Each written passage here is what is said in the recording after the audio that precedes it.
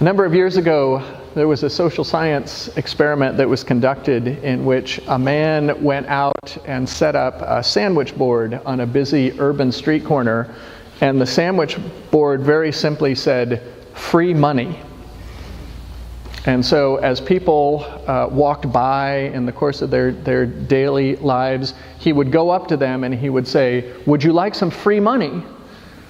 And he even had bills in his hand, and he would try to extend it out to them.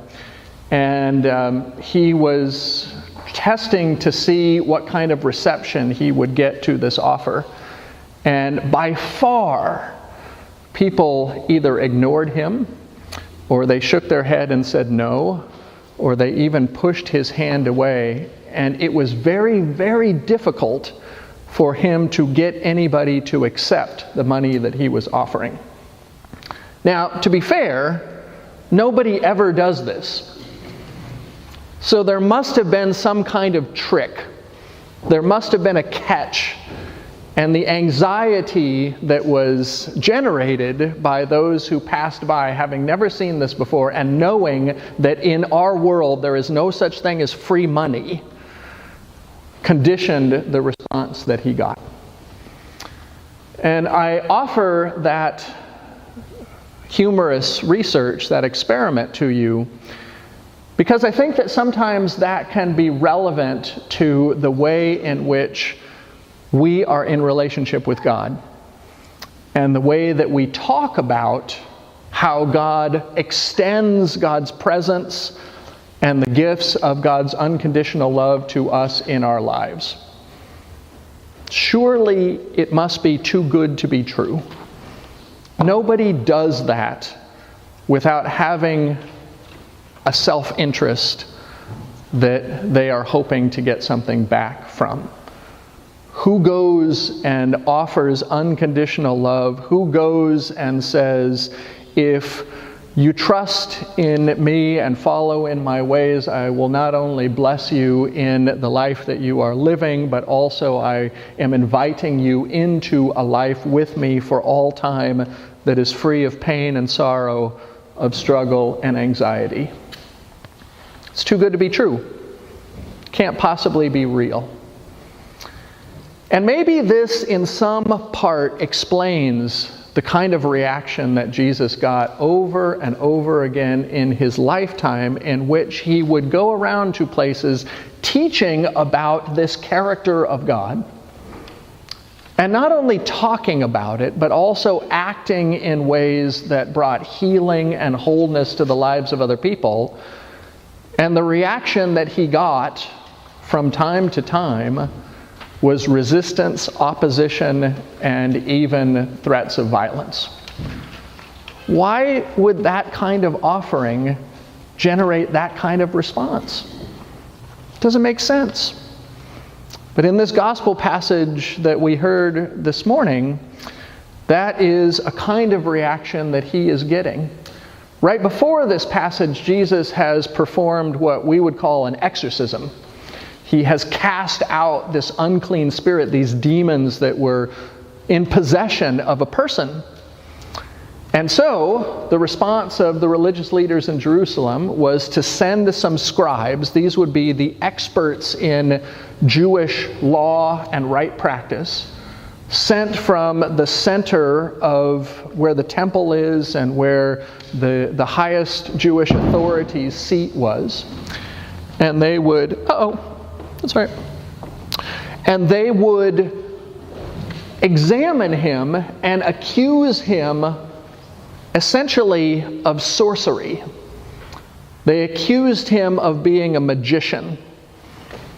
So the thing that we need to know about that accusation is, if that came to you of manipulating dark spirits or evil spirits, number one, those who were going around and performing those kinds of miraculous acts in that time would, in almost every instance, if not in every case, have been doing it for some profit motive in all likelihood.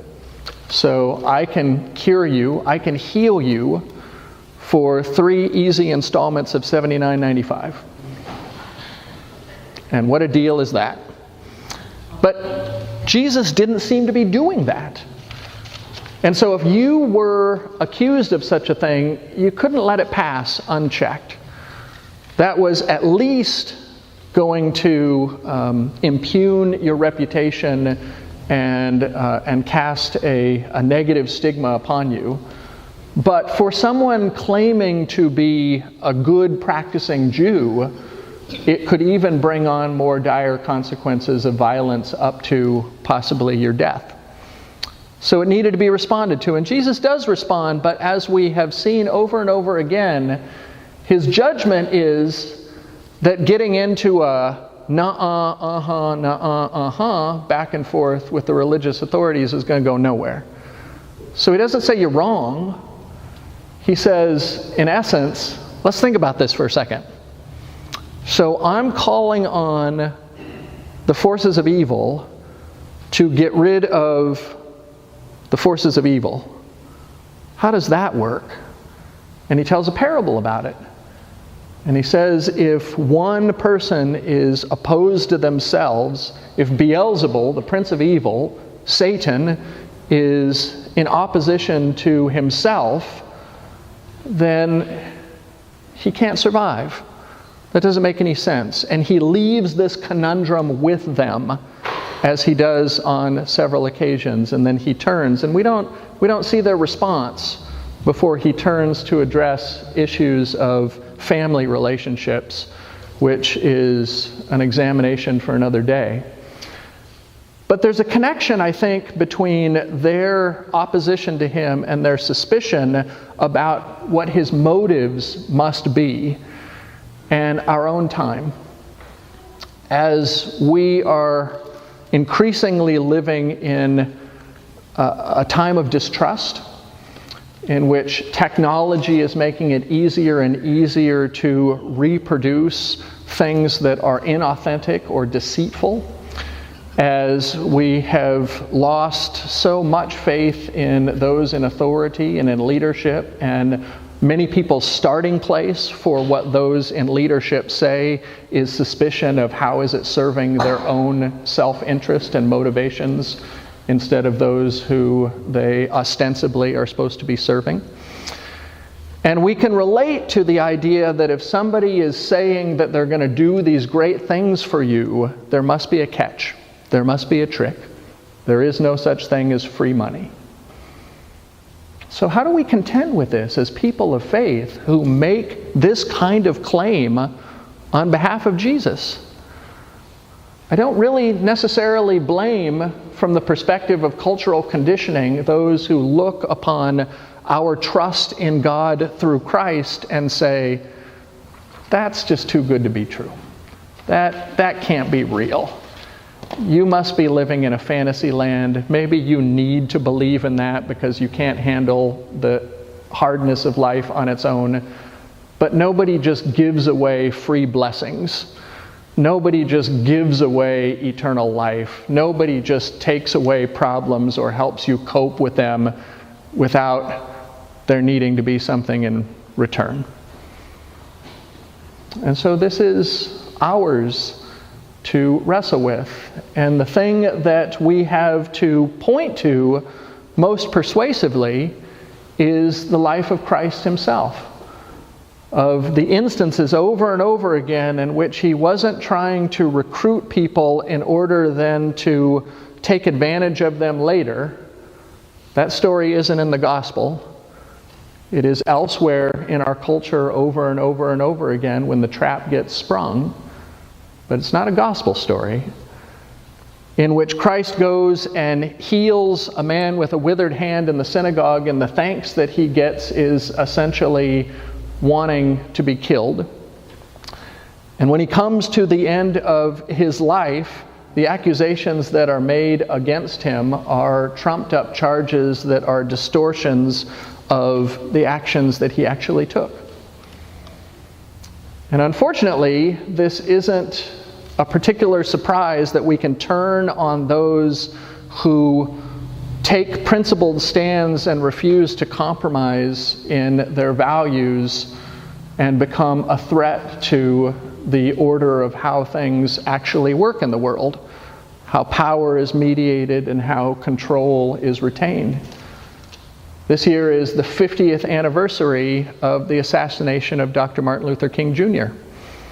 And for the many ways in which he stood up to the forces that were seeking to retain all of the control and the exclusivity of racism, he was assassinated.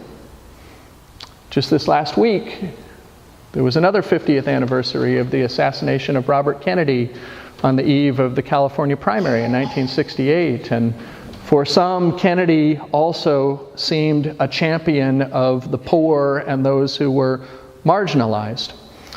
And so there are individuals throughout history who continue to give evidence by the sacrifice of their own lives that sometimes when you seek to give away life, that can be perceived as a threat.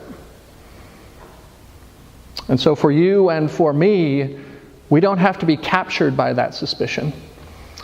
We don't have to be wary or on the lookout or in defensive mode for how we can convince somebody else of the goodness of God without strings attached. We simply get to live in that example of Christ's life and let others come to the conclusion that they will come to about what it is that means. If it seems too good to be true, then we just keep loving, and we just keep caring, and we just keep being persistent in saying that we are not going to give up any more than Jesus gave up in his own life and wrote people off and said, you're beyond hope. You're never going to get it. You're a lost cause. That the love of God has that persistence even in the face of resistance to it or outright opposition. And that is good news, because the spiral of increasing cynicism and increasing suspicion is that we all have to retreat into our own individual places and be on guard against everybody at all times and in all places against what people might want to be taking from us. And that's a very impoverished place to live in.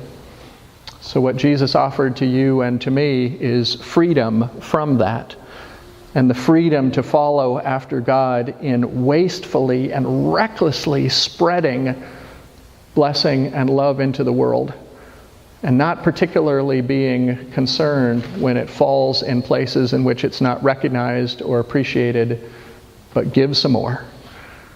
Because God, as the source of that same unconditional love, never runs dry. And when we are free to not be fearful about how we'll be received, but instead just to let God flow through our lives, neither do we ever run dry. So as we digest this, as we consider the reaction to the sandwich board proclaiming free money, let us be people who, no matter how many times there might be a rejection, let us be people who say, there is such a thing as free grace. There is such a thing as love that never expires, that never runs out, and that in the pattern of the life of Jesus Christ, you too can experience that never-ending source. Amen.